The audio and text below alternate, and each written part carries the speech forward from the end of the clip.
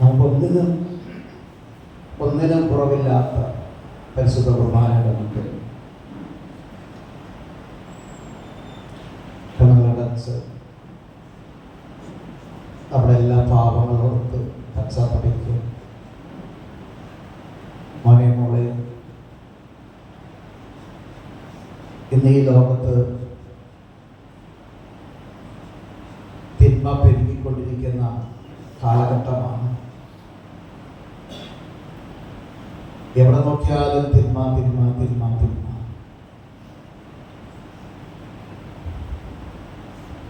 കർത്താവിനോട് നമുക്ക് ഈശോയെ,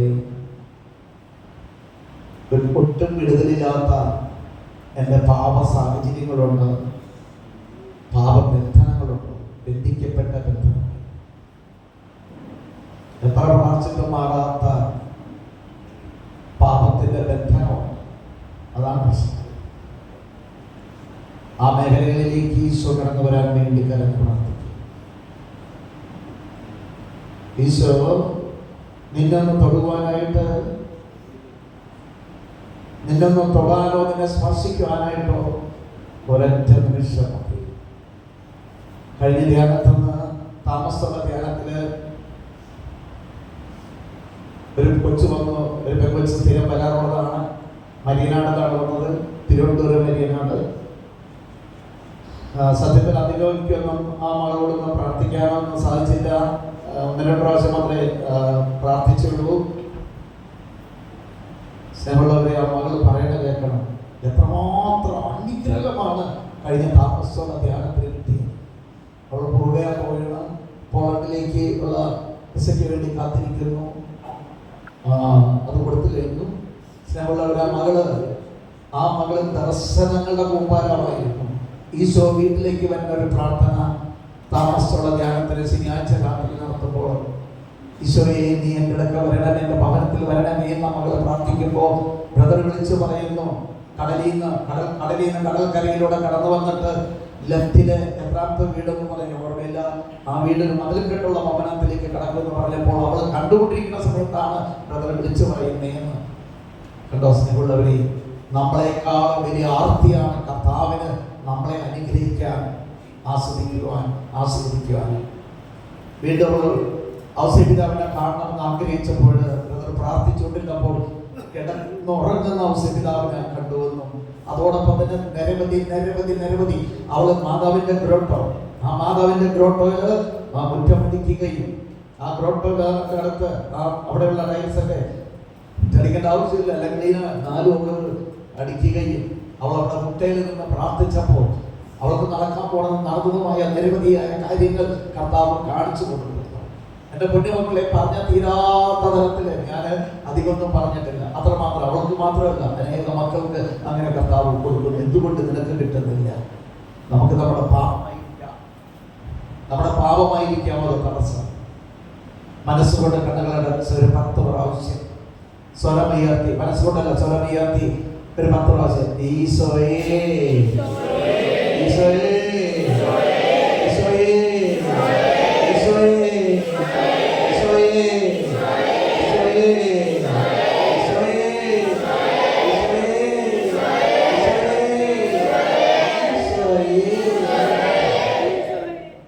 കരഞ്ഞ കണ്ണീരോടുള്ള പാപങ്ങളോട് നിലവിളിക്കാം.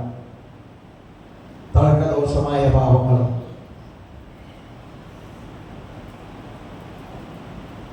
നിലവിളിച്ച് പ്രാർത്ഥിക്കാം. ചീട്ടുകളി, മയക്കുമരുന്ന്, കഞ്ചാവ്, MDMA പോലുള്ള നിരവധിയായ പാവങ്ങൾക്ക് അടിമയായിരിക്കാം. ഒരുപക്ഷെ നിന്റെ കുടുംബത്തിൽ ആരെങ്കിലും, ബന്ധത്തിൽ ആരെങ്കിലും, അയൽവാസികളോ.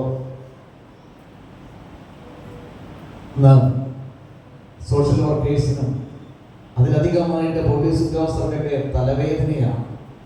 എത്രയാണെന്ന് വെച്ച് രക്ഷിക്കുന്നത്, എത്രമാത്രം കഷ്ടപ്പെടുന്നറിയോ അവർ ആ സ്റ്റോറികൾ പറയുമ്പോൾ മനസ്സിലാക്കാൻ കഴിയും. ഇന്ന് ദൈവം നമ്മളെ തെരഞ്ഞെടുത്തിട്ടുണ്ടെങ്കിൽ മോളെ, അങ്ങനെ ലഹരി പദാർത്ഥത്തിന് അടിമയായിരിക്കുന്ന മക്കൾക്ക് വേണ്ടി ഒരു മാനസാന്തരത്തിന് വേണ്ടി നമ്മൾ പ്രാർത്ഥിക്കേണ്ടിയിരിക്കുന്നു, നിലവിളിച്ച് പ്രാർത്ഥിക്കേണ്ടിയിരിക്കുന്നു. നീ നിലവിളിച്ച് പ്രാർത്ഥിക്കുമ്പോഴാണ് നിനക്ക് വരങ്ങൾ ദൈവം തരിക.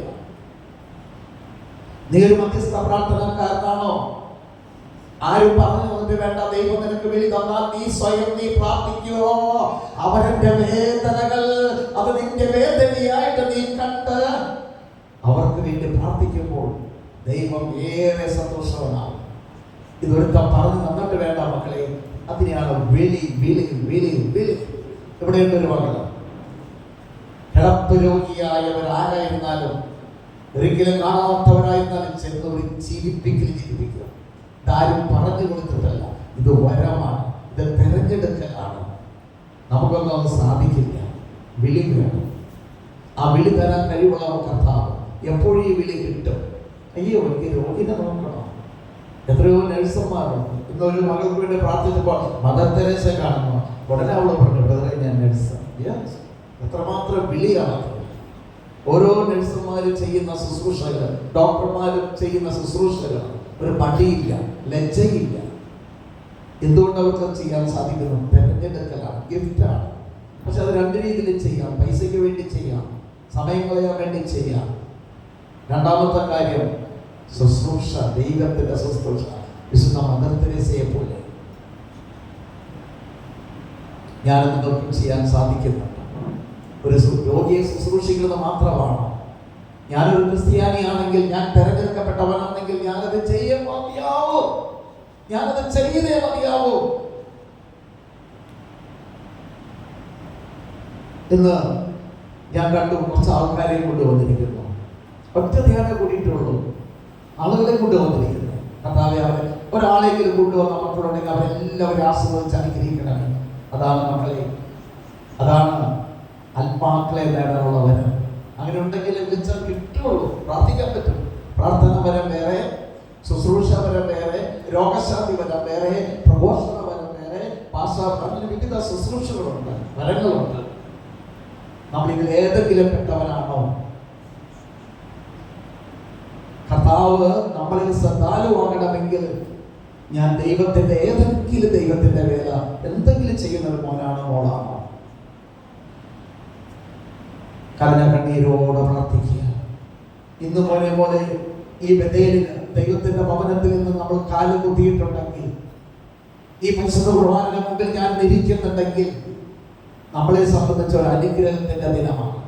ഇത് വിശ്വസിക്കുന്നവർക്കുള്ളതാണ്. ഇത് വിശ്വസിക്കുന്നവർക്ക് മാത്രമുള്ളവരാണ്. പാവങ്ങളോർത്ത് പശ്ചാത്തപിക്കുന്നവർക്കുള്ളതാണ്. നിലവിളിയോടെ പ്രാർത്ഥിക്കുക. ഏത് തൊഴിൽ പരാജയങ്ങളും രക്ഷിക്കാനായിട്ട് കർത്താവ് കടന്നു വരും. രക്ഷിക്കാൻ കരങ്ങൾ ഉയർത്തി ഈശോയെ ഒരിക്കൽ കൂടി വിളിച്ചേ. നിന്റെ സ്ഥാപനത്തിലേക്ക്, ഭവനത്തിലേക്ക് വരാൻ ഒരു 5 പ്രാവശ്യം യേശുവേ,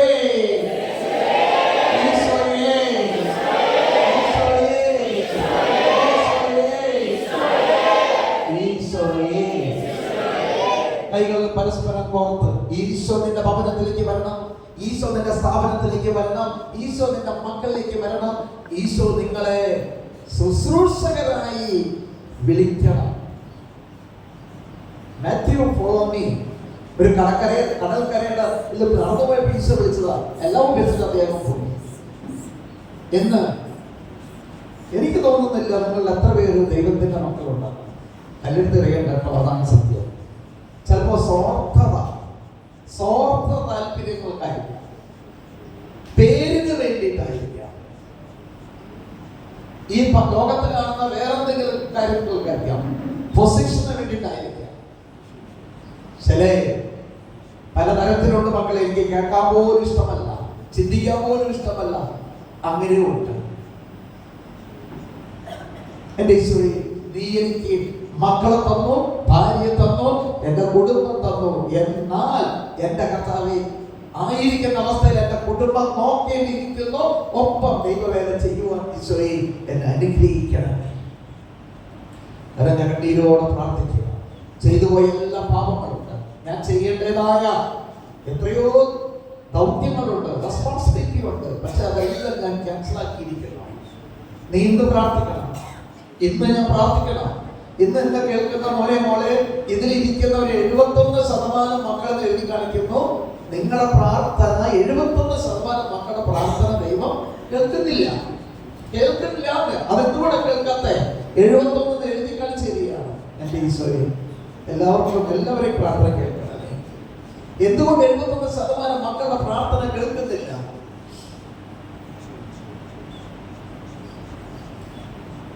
എന്തുകൊണ്ട് കേൾക്കുന്നില്ല? വേറെ ഒന്നുമല്ല. മെയിൻ കാരണം എന്താണെന്ന് അറിയാമോ? എന്റെ ജോലി, എന്റെ വ്യാപാരം, എന്റെ പഠനം, എന്റെ മരണം, എന്റെ കുടുംബം. ദൈവം മൈൻഡ് ചെയ്യില്ല മക്കളെ, മൈൻഡ് ചെയ്യില്ല. ഈശോ നോക്കുപോലുമില്ല. നീ മറ്റൊരുവിന് വേണ്ടി പ്രാർത്ഥിക്കണം. ഈശോ നമ്മളോട് പറഞ്ഞിട്ടുണ്ട്, നിങ്ങൾ പരസ്പരം സ്നേഹിക്കുമ്പോൾ നിങ്ങൾക്ക് എന്നെ കണ്ടെത്തുവാനായിട്ട് സാധിക്കുന്നു. നിന്നെ ഏറ്റവും കൂടുതൽ വേദനിപ്പിച്ച നിന്റെ സഹോദരിയാണോ, സഹോദരനാണോ, അപ്പനാണോ, അമ്മയാണോ, അത് അയൽവാസിയാണോ? ഏറ്റവും കൂടുതൽ നിന്നെ തകർത്തവനാര്? അവരോട് ക്ഷമിക്കുക, അവരെ അനുഗ്രഹിക്കണമെന്ന ഒരു കരം ഇടത് നെഞ്ചിൽ വെച്ചിട്ട് വലത് കരം സ്വർഗത്തിലേക്ക് ഉയർത്തി, സ്വർഗത്തിലേക്ക് കണ്ണടച്ച് പരിശുദ്ധ കുർബാനയുടെ മുമ്പിലായിരിക്കുമ്പോൾ നീ തകരാൻ കാരണക്കാരനുണ്ട്. ആരുമായിക്കൊള്ളട്ടെ കർത്താവേ, അവനെ അനുഗ്രഹിക്കണമേ, അവരെ ആശീർവദിക്കണമെന്ന് പ്രാർത്ഥിക്കുക. ബന്ധന വഴിയും ഞാനെന്ന് കണ്ടല്ലോ. ഇന്ന് നിങ്ങൾ ശ്രദ്ധിച്ചപ്പോൾ ഫസ്റ്റ് തന്നെ ഒരു വലിയ പിശാച്, വലിയ തിരുമ കാണിച്ചു തരാൻ ഇറങ്ങിപ്പോയി. കാണിച്ചു തരാൻ കോടികൾ കൊടുക്കണ്ട, ലക്ഷങ്ങൾ കൊടുക്കണ്ട, 1 രൂപ കൊടുക്കണ്ട. ദൈവത്തിന് വിളിച്ചാൽ മതി. കരങ്ങൾ ഉയർത്തി വന്ന് അവർക്ക് വേണ്ടി, നിന്നെ വേദനിപ്പിച്ചവർക്ക് വേണ്ടി സ്തുതിച്ചേ. ആരാധന ആരാധന ആരാധന ആരാധന. അവരെ അനുഗ്രഹിക്കണമെന്ന് പ്രാർത്ഥിച്ചേ, അനുഗ്രഹിക്കണമെന്ന് പ്രാർത്ഥിച്ചേ. കർത്താവേ ആശീർവദിക്കണമേ, കർത്താവേ ആശീർവദിക്കണമേ, കർത്താവേ അനുഗ്രഹിക്കണമേ, കർത്താവേ ബന്ധനങ്ങൾ മോചനം കൊടുക്കണമേ, കർത്താവേ അനുഗ്രഹിക്കണമേ, കർത്താവേ ഒന്ന് തുറന്നേ, കർത്താവേ ഈശോയെ അനുഗ്രഹിക്കണമേ, കർത്താവേ ഹല്ലേലൂയ ഹല്ലേലൂയ. യേശുവേ നന്ദി കർത്താവേ, നന്ദി കർത്താവേ. ആരാധന ആരാധന. കടകളടച്ച് കർത്താവേ, നിന്റെ ഇഷ്ടം എൻ്റെ മേൽ നടക്കട്ടെ. നീ ചെയ്തു പോയിക്കൊണ്ടിരിക്കുന്ന ആവശ്യമില്ലാത്ത ടിവിയോ മൊബൈലോ മറ്റുള്ള മേഖലകളിലാണോ നിന്റെ സമയം കളയുന്നത്? കർത്താവിന്റെ അടുക്കൽ ഇരിക്കാൻ സമയമില്ല. അതെല്ലാം ദൈവത്തിന് കൊടുത്തുകൊണ്ട് മാപ്പ് ചോദിച്ച് പ്രാർത്ഥിക്കുക. അവസാന പിതാവ് ഒരു സഹോദരികളൊക്കെ ചെല്ലുന്നു, ഒരു കൊച്ചും ഒരു മോളുകളൊക്കെ ചെല്ലുന്നു. കളറും ശരീരമൊക്കെ ഞാൻ കണ്ടുകൊണ്ടിരിക്കുകയാണ്. ആ സഹോദരിയോട് ആദ്യമായിട്ട് വന്ന മക്കളാണ്. അവളോട് അവസാന പിതാവ് പറയുന്നത്, എന്റെ മൊബൈൽ ഉപയോഗം മാറ്റാൻ ഈശോ പറയുന്നു. 22 വയസ്സൊക്കെ 25 വയസ്സിന് താഴെ ഉണ്ടാവുള്ളൂ. കരഞ്ഞ് പ്രാർത്ഥിക്കുക, നിലവിളിച്ച് പ്രാർത്ഥിക്കുക. നമ്മുടെ ഫൈസിന്റെ അപ്പന്റെ കാലിന്റെ വേദന കർത്താവ് എടുത്ത് മാറ്റുന്നു. വേണ്ടി ഞാൻ പ്രാർത്ഥിച്ചില്ല കർത്താവേ, അങ്ങയുടെ കരുണ വലുതാണ് കർത്താവേ. ഈ നിമിഷം കർത്താവേ ഫൈസിന്റെ അപ്പന്റെ കാലിന്റെ വേദന ഇപ്പൊ മാറ്റിയതിനോട് നന്ദി പറയുന്നു കർത്താവേ. അത്ഭുതങ്ങളുടെ രാജാവേ, അടയാളങ്ങളുടെ രാജാവേ, ഈ നിമിഷം തന്നെ സൗഖ്യം കൊടുക്കണമെന്ന് ഞാൻ പ്രാർത്ഥിക്കുന്നു കർത്താവേ. കഴുത്തിന്റെ പെടല് വേദന, ഒരു സാരി എടുത്തു വന്നിരിക്കുന്ന സഹോദരിയുടെ ഇടത് വശം കഴുത്ത് വേദന കർത്താവ് അങ്ങനെ ബാക്കിലേക്ക് പോയിരിക്കുന്നു. ഇടതുവശം എന്ന് പറയും ബാക്കിലേക്ക്. ആ വേദന കർത്താവ് തൊട്ട് സുഖപ്പെടുത്തിയിരിക്കുന്നു. ബാക്ക് പെയിൻ 11 ആളുകൾ പുറംപടി വേദന, ഡിസ്ക് വേദന കർത്താവ് തൊട്ട് സുഖപ്പെടുത്തിയിരിക്കുന്നു. കൈയടിച്ച് ദൈവത്തെ സ്തുതിക്കും മക്കളെ. ആരാധന ആരാധന ആരാധന. വിദേശത്തെ ജോലിക്ക് 2 പേരുടെ സ്വീകരിക്കുന്നു. ആരാധന ആരാധന ആരാധന ആരാധന ആരാധന ആരാധന ആരാധന. വീട് ആവശ്യത്തിന് വേണ്ടി പ്രാർത്ഥിക്കും മക്കളെ. 7 പേർക്ക് കർത്താവ് വീട് കൊടുക്കാൻ പോകുന്നു, കൊടുത്തിരിക്കുന്നു. ഈ നിമിഷം തന്നെ കൊടുത്തുകൊണ്ടിരിക്കുന്നു. 7 പേർക്ക് ആരാധന ആരാധന ആരാധന. സുനിക്ക് മക്കളെ, സുനിക്ക് മക്കളെ സ്വരം ഉയർത്തി